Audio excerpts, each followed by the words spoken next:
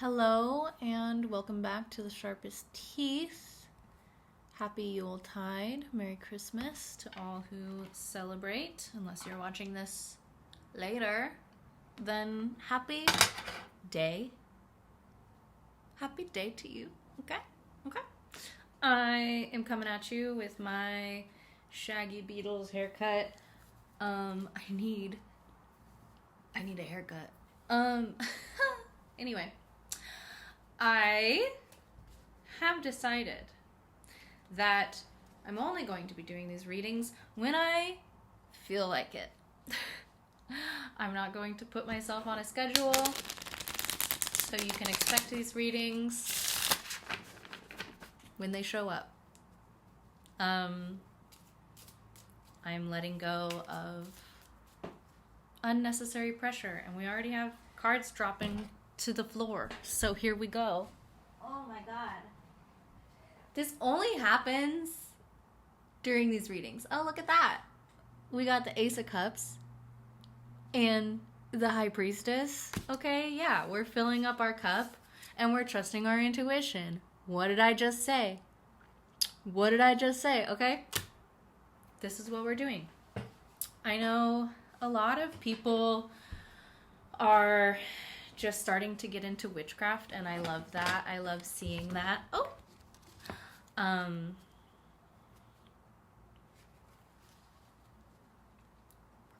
We're gonna not look at those cards that I saw. They were both of them were my birth card. So, anyway.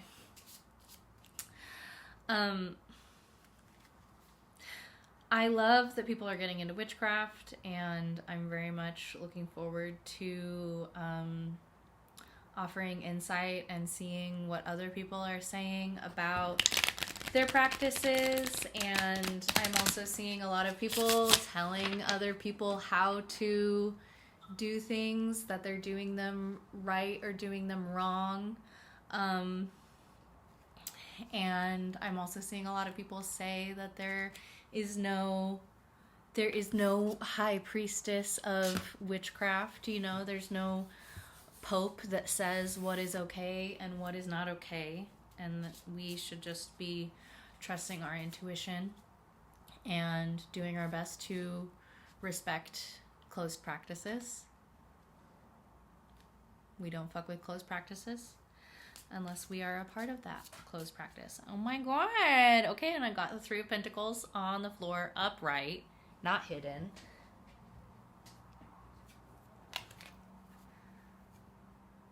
So we're learning from each other. The student becomes the teacher, and the teacher becomes the student. And a sharing of knowledge.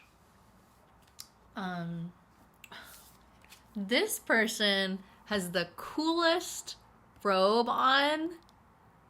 That's sick. Okay, so I think some of us are expressing ourselves a little bit more. We're kind of getting into the weird. WYRD, we're getting into the weird.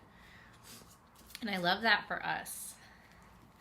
We're like letting go of expectations. We are practicing humility. Sorry for the loud shuffling. We're practicing humility and like getting to a place where we understand that we know what we know and we don't know what we don't know. And sometimes we don't know what we know. And sometimes we don't know what we know. Okay, my phone is going off. I forgot to silence it. I don't know if you can hear it, but it's like dinging in confirmation. It's like ding, ding. So, what are we to expect for the next era? I want to say, like, what's the vibe? We're tapping into our spirituality. We're learning some ancient ways. We're reclaiming some of our practices that we've let go of. There's an offering here of abundance. There's an offering of emotional fulfillment here. And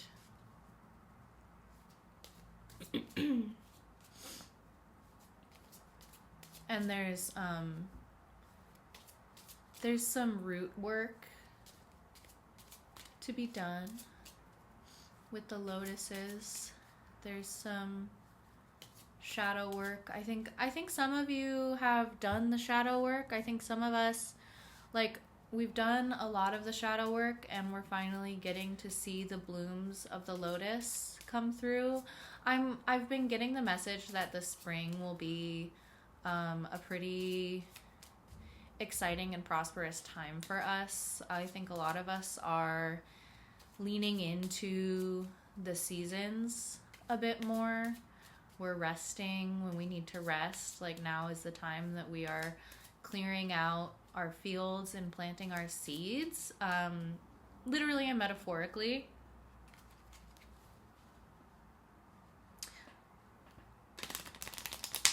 I know, I think it's a good time to be taking inventory of what you have, getting rid of things. Okay, I'm gonna pull this card. Judgment.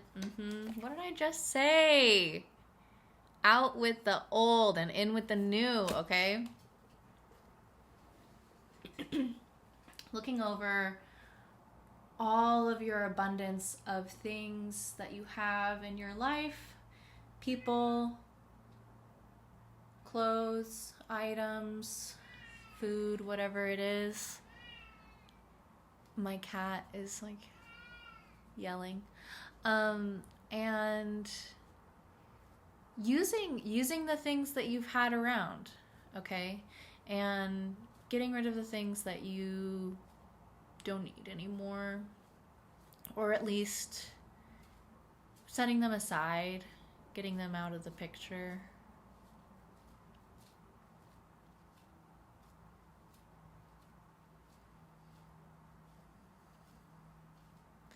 And I'm also seeing people from the past coming up, resurfacing.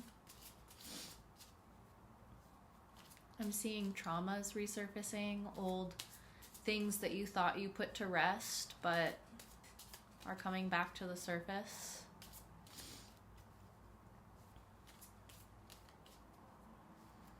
Could be feelings or behaviors. It could be that you're being asked to look at where you are now instead of where you thought you were, or where you want to be. It's important that we take stock of like what it is that we're doing now. And I'm seeing some of you are getting messages in your dreams. Some of you are having premonitions in your dreams.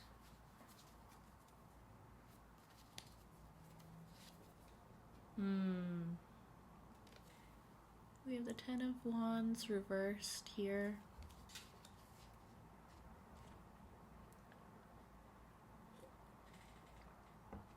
A theme that's been coming up for me recently is the vulnerability that discipline takes.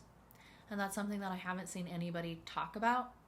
That there is vulnerability in discipline, that there is, like, discipline requires risk, and risk takes a certain amount of vulnerability because inherently risk is something that we're scared of doing. There is a little bit of fear there. And in order to be brave, we have to be a little vulnerable. And we have the Nine of Cups reversed. Okay, so the Ten of Wands reversed and the Nine of Cups reversed to me is saying that you do have that was weird. You have the ability to help people, but you don't feel like you have the resources emotionally to tap into. But but I don't think that that's true. I also think that you are feeling like you need to ask for help and you're not sure how. You're feeling like you could use some rest and you're not sure how to rest because you feel like you just need to keep going. And that if you rest, you will not be able to get what you need. This is a scarcity mindset. And then we have temperance here, which is a Sagittarius card. And there's moderation there. And there's the difficulty to distinguish between what is an ending and what is a beginning, because they are the same. They are two sides of the same coin. My hair is killing me right now. I'm a Leo, and this is not working for me. I dropped another freaking card to the floor, and it's 5 of Pentacles, and it's upright. Ugh. So, yeah, there's a victim mindset going on, and I think that that's something that we have to learn how to sacrifice when we're taking risks in our discipline, right? Like, there is help to be had. There is help that you can offer others and help that you can receive from others. And there is a reciprocal process here. But it's like what you stand to gain from not taking risks and not leaning into the vulnerability of learning, of humility, of asking for help. What you have to gain from refraining from that is staying in your victimhood mindset, is the reward of self-pity and depression, is the reward of identifying as a struggling artist or a struggling whatever it is that you do, a struggling human.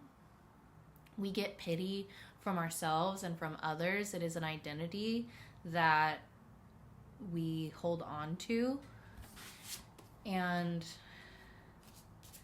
we forget that we have the tools, or we don't want to use our tools. We don't want to use the tools that we have because it feels safer to stay out in the snow, begging, relying on other people without actually asking for their help or doing anything to take accountability and responsibility for yourself. And this is not to say that, like, we don't rely on other people, right? Like, I'm not saying don't ask for help. I'm saying that asking for help takes cojones. Asking for help also means that you need to be willing to do the work it takes to help someone else help you, right? We're not looking to be saved. We're looking to co-create. We're looking to make something new out of what we have. There's a transformation here that is beckoning. It's waiting for you. It's asking for you. And there's abundance here, and there's family here.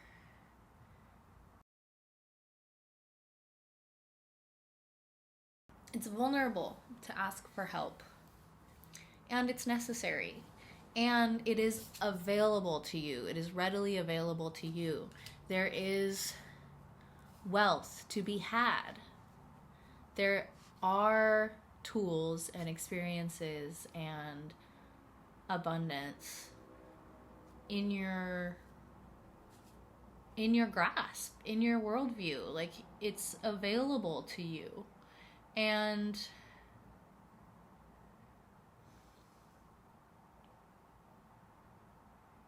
you're kind of like having a hard time tapping into that. So how can we tap into the wealth that is available to us? Apparently, I mean, just like I said before, looking at what you do have. being grateful for what you do have. The other day, my partner was like, oh, I have to go to the store to get some insoles for my shoes. So we went to the store and we got him some insoles. And the next day, literally the next day, I was cleaning and I found a pair of insoles that he had already bought for himself that were sitting under our coffee table, not even on the floor. There's like a little platform, a little storage place under the coffee table, and that's where they were. And so, like, some of us are literally expending energy on things that we already have. We're expending resources on things that we already have. And so it's important to recognize the things that you already have. And that is a part of humility as well. We have the King of Cups, okay? We do have the resources that we need. There are people out there also who have gone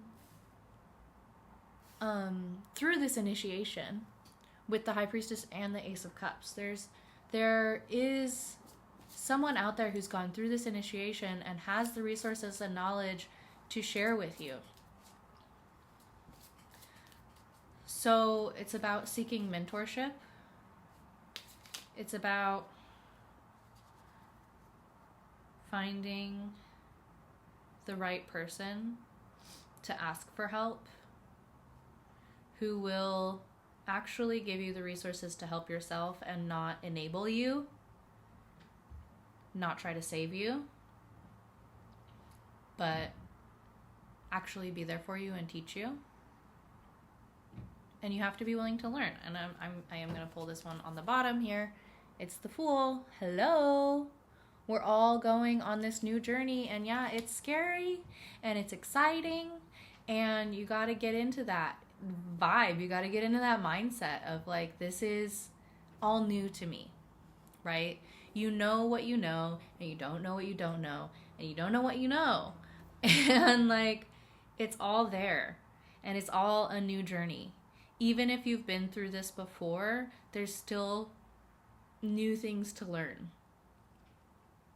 And this especially goes for, like, I'm thinking about the witchcraft journey, right? Like, there are newbies coming in all the time, and there are those of us who have been doing this for years and years and years.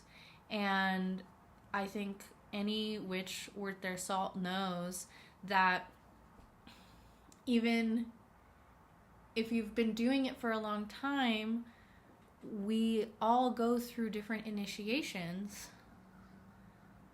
And again, we are new. Again, we are learning. Even if we're learning the same stuff, it is becoming new to us, right? I hope that makes sense. I'm going to do one more card, and then I'm going to stitch this all together.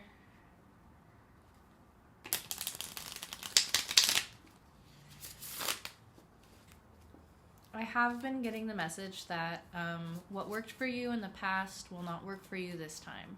And I'm also trying to look at, like, well, what did work for me in the past, and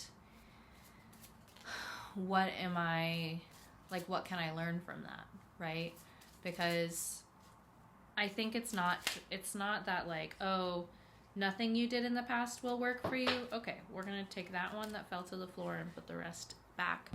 It is the Four of Pentacles. Oh, there's two. We got a bonus. And the Five of Swords in reverse. Okay. Four of Pentacles is about foundations. The Five of Swords in reverse is about, like, betrayal. How are you betraying yourself?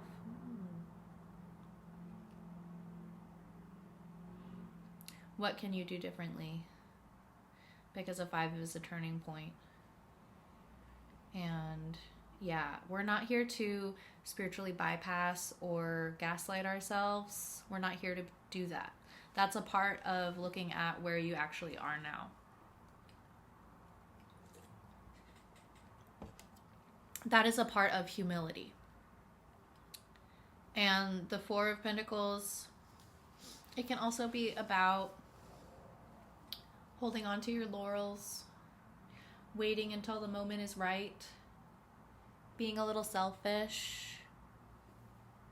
I've been getting the message too that, like, in order to be successful, I need to be incredibly selfless and giving, and also super selfish simultaneously, which I also saw someone on Threads say that that's how you be successful at Threads, so that's interesting. Anyway, the selfishness, the miserliness, the saving, not resting on your laurels, but holding on to your laurels, holding on to them, okay? And I was talking about self-betrayal. So what I was talking about is that part of the process of being honest with where you are and not where you were, and not like kind of like living off of where you used to be, is acknowledging your fears, acknowledging your resentments, your anger, and acknowledging why it is that you are not taking the action that you want to take. What is it that you get from not following your dreams, right? It's that victimhood mindset that I was talking about. And there's fear here. There's a lot of fear here. And I want you to know that, like, you're not alone on this journey. Again, you can ask for help. There are people who have been through this before who can offer you insights and support and help without trying to save you or fix you or change you or get in the way of your process. It's all possible. It's all possible. And the resources are available to you. You know this. You can look through what you have physically, emotionally, energetically, mentally, philosophically. And you can rest. You're allowed to rest. You don't have to push yourself too hard.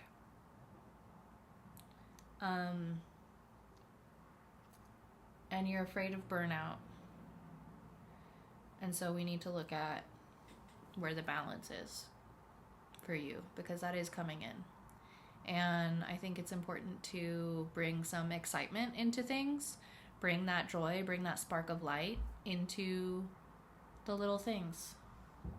Where do you find that? And take note of like what energizes you and what drains you, and how much you can do something before you get tired. Take note of how your body is feeling.